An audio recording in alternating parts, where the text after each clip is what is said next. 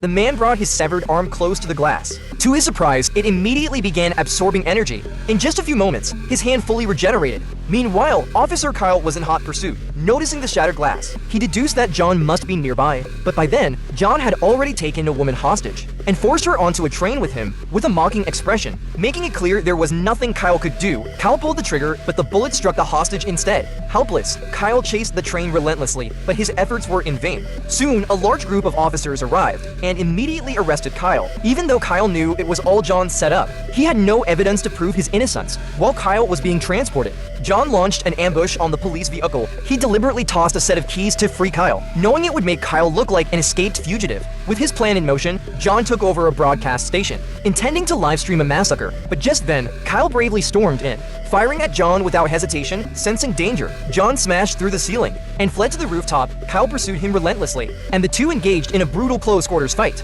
However, due to John's genetic mutations, Kyle's full strength was no match for him. Before long, John had Kyle pinned down, but despite spitting up blood, Kyle summoned a final burst of energy without hesitation. He grabbed John and leapt off the 100-meter high rooftop with him. The next moment, the two were left hanging midair. Using the momentum, Kyle swung John away, sending him hurtling to the ground. John landed amidst shards of glass, his body impaled by the jagged fragments. To Kyle's shock, the shards turned into a source of energy for John, allowing his body to begin regenerating rapidly. As John was about to fully recover, Kyle spotted his weak point just in time. He reached into John's head and pulled out a chip from his brain, the key to John's genetic mutations. Without the chip's power, John's body collapsed into a lifeless heap.